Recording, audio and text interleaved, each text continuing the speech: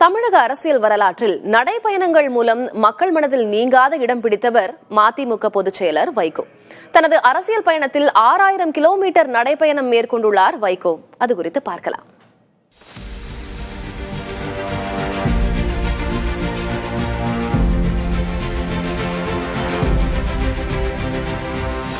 திராவிட இயக்கத்தின் போர்வாள் என அழைக்கப்படும் வைகோ 1986 தனது முதல் அரசியல் நடைபயணத்தை தொடங்கினார்.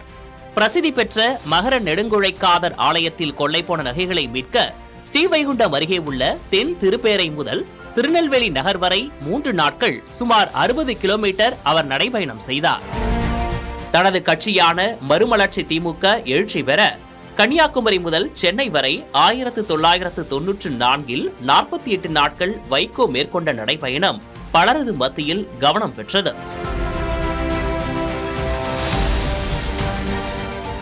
1996 ஆண்டு காவிரி உரிமையை மீட்க பூம்புகார் முதல் கல்லணை வரை வைகோ நடைபயணம் மேற்கொண்டார். 7 நாட்களில் 180 கிலோமீட்டர் வைகோ முன்னெடுத்த நடைபயணம் விவசாயிகளுக்கு நம்பிக்கையூட்டும் வகையில் அமைந்தது. தூத்துக்குடி ஸ்டெர்லைட் ஆலைக்கு எதிராக தொடர்ந்து குரல் எழுப்பி வரும் வைகோ 1997 ஆண்டு தனது 4வது நடைபயணத்தை நடத்தினார். ஸ்ரீவைகுண்டம் முதல் தூத்துக்குடி வரை 3 நாட்களில் அவர் 120 கிலோமீட்டர் நடைபயணம் மேற்கொண்டார்.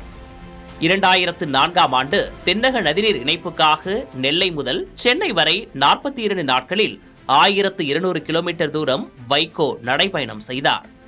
2006 மதுரை முதல் தேனி கூடலூர் வரை 6 நாட்களில் 150 கிலோமீட்டர் தூரம் முல்லைப் பெரியாறு அணையை பாதுகாக்க வலியுறுத்தி வைகோ நடைபயணம் மேற்கொண்டார். உடல்நலக்குறைவு, அரசியலில் தொடர் தோல்வி உள்ளிட்ட காரணங்களால் பின்னடைவை சந்தித்த வைகோ 6 ஆண்டுகளுக்கு பிறகு 2012 மீண்டும் தனது நடைபயண வியூகத்தை கையில் எடுத்தார். முழு மதுவிலக்கை வலியுறுத்தி நெல்லை மாவட்டம் உவரியிலிருந்து மதுரை வரை 14 நாட்களில் 450 கிலோமீட்டர் தூரம் அவரது கால்கள் பயணித்தது. 2013 மீண்டும் மதுவிலக்கை வலியுறுத்தி வைகோ நடைபயணம் மேற்கொண்டார். கோவளம் முதல் மறைமலை நகர் வரை 11 நாட்கள் நடைபயணம் மேற்கொண்ட வைகோவை அப்போதைய தமிழக முதல்வர் மறைந்த ஜெயலலிதா சந்தித்து பேசியது அரசியலில் முக்கியத்துவம் வாய்ந்ததாக பார்க்கப்பட்டது. மீண்டும் அதே ஆண்டில் மதுவிலக்கை வலியுறுத்தி பொள்ளாச்சி முதல் ஈரோடு வரை வைகோ 13 நாட்கள் நடைபயணம் சென்றார். தேனியில் அமையவிருந்த நியூட்ரினோ திட்டத்தை கடுமையாக எதிர்த்து வந்த வைகோ மதுரை முதல் கம்பம் வரை 2018 10 நாட்கள் தனது நடைபயணத்தை மேற்கொண்டார். அதனை தற்போதைய முதல்வர் மு.க. ஸ்டாலின் தொடங்கி வைத்திருந்தார். தனது அரசியல் பயணத்தில் பெரும்பாலும் நடைபயணம் வாயிலாக பல்வேறு சமூக சீர்திருத்தங்கள், சமத்துவம், சமுதாய வளர்ச்சி உள்ளிட்டவை தொடர்பாகவே பேசி வருபவர் வைகோ என்றால் மிகையாகாது.